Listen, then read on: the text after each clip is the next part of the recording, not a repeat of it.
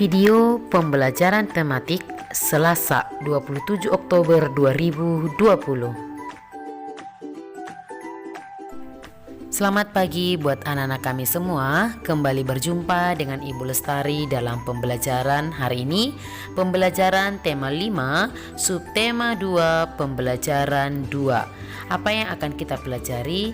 Yang akan kita pelajari adalah sumber energi dalam rantai makanan. Dan yang kedua, tarian daerah dan propertinya.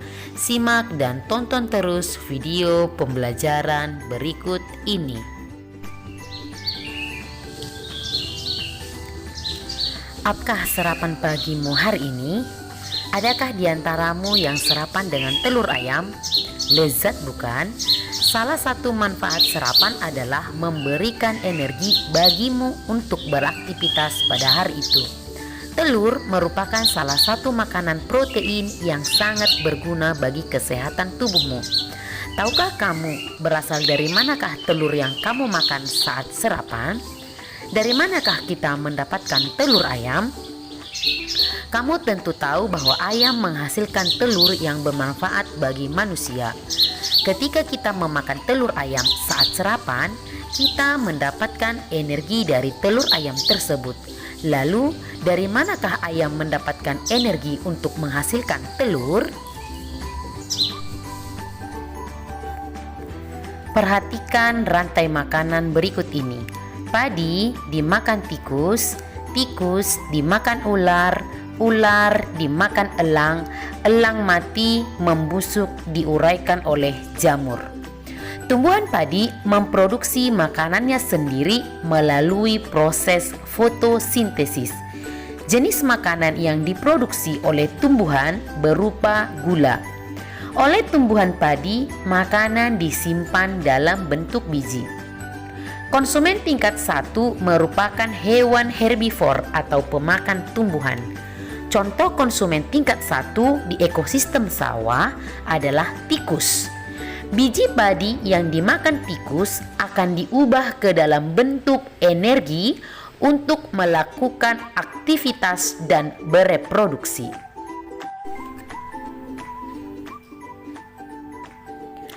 Konsumen tingkat 2 merupakan hewan karnivor yang akan memakan konsumen tingkat 1. Contoh hewan konsumen tingkat 2 dalam ekosistem sawah adalah ular. Ular memakan tikus untuk mendapatkan energi yang dibutuhkan untuk melakukan aktivitas. Konsumen tingkat 1 yaitu tikus merupakan sumber energi bagi konsumen tingkat 2 atau ular agar dapat bertahan hidup. Konsumen tingkat 3 dalam ekosistem sawah memakan konsumen tingkat 2. Contoh hewan konsumen tingkat 3 dalam ekosistem adalah burung elang. Burung elang mendapatkan energi dengan cara memangsa hewan ular. Pada saat konsumen tingkat 3 mati, tubuhnya akan membusuk. Pada proses pembusukan, tubuhnya akan diurai oleh mikroorganisme seperti bakteri dan jamur. Hasil penguraian ini kemudian akan diubah oleh mikroorganisme dalam tanah untuk menjadi sumber makanan bagi tumbuhan seperti tanaman padi. Aliran energi pada sebuah rantai makanan adalah perpindahan energi dari satu makhluk hidup ke makhluk hidup lain dalam bentuk zat makanan dan terjadi saat makhluk hidup memakan makhluk hidup lain. Semua makhluk hidup memerlukan energi untuk melakukan aktivitas hidupnya. Energi tersebut dapat diperolehnya dari makanan. Proses konsumsi makanan dalam ekosistem merupakan proses transfer atau perpindahan energi. Aliran energi dalam ekosistem dapat digambarkan dengan rantai makanan dan jaring-jaring makanan. Peran produsen sangat penting pada suatu rantai makanan karena produsen sebagai penghasil makanan untuk konsumen tingkat 1. Bila tidak ada produsen, tentu saja rantai makanan bisa terganggu dan konsumen-konsumen tidak dapat bertahan hidup. Jika konsumen puncak tidak ada, maka konsumen satu akan berkurang karena dimangsa oleh konsumen dua yang bertambah banyak. Konsumen dua akan bertambah banyak karena mendapatkan mangsa dari konsumen kedua dan tidak dimangsa oleh konsumen puncak. Perhatikan ekosistem sawah berikut ini. Rumput produsen dimakan oleh belalang konsumen satu, belalang dimakan oleh tikus konsumen dua, tikus dimakan oleh ular konsumen 3, ular dimakan oleh burung konsumen 4, dan konsumen 4 mati membusuk diuraikan oleh jamur. Rantai makanan juga berperan penting dalam membantu mengatur ekosistem. Predator memang tidak selalu secara langsung bisa mengendalikan ukuran populasi mangsa mereka. Namun, predator bisa meningkatkan kesehatannya dengan cara menyingkirkan individu yang berpenyakit atau mengalami gangguan. Dengan ini, jumlah predator dalam rantai makanan tetap bisa dikendalikan, ia akan terus terjadi secara berkelanjutan. Pada ekosistem padang rumput, tumbuhan rumput memproduksi makanannya sendiri melalui proses fotosintesis.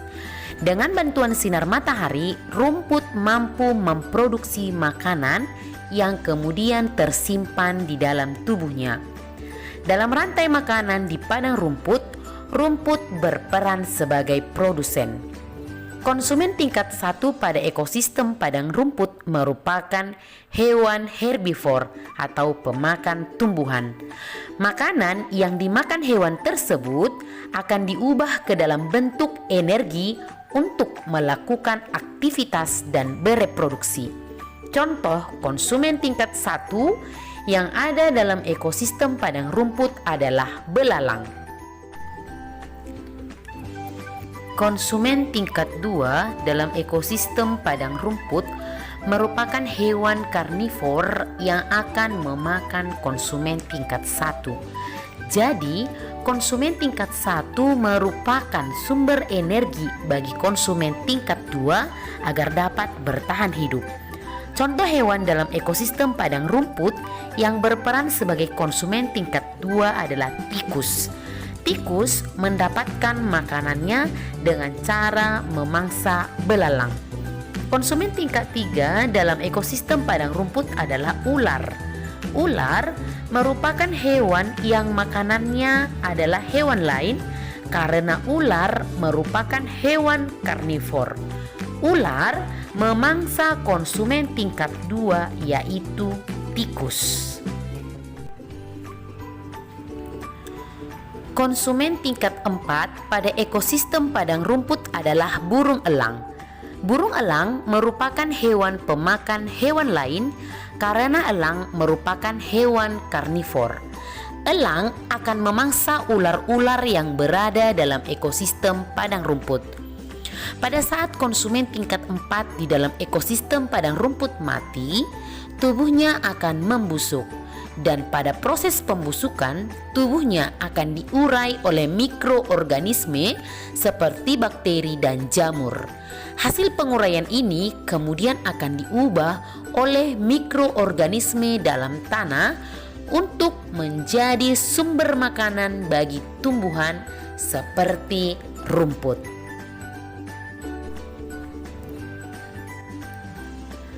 Keberadaan ekosistem juga dijadikan sebagai inspirasi dalam berkarya, seperti yang terdapat dalam beberapa tarian daerah.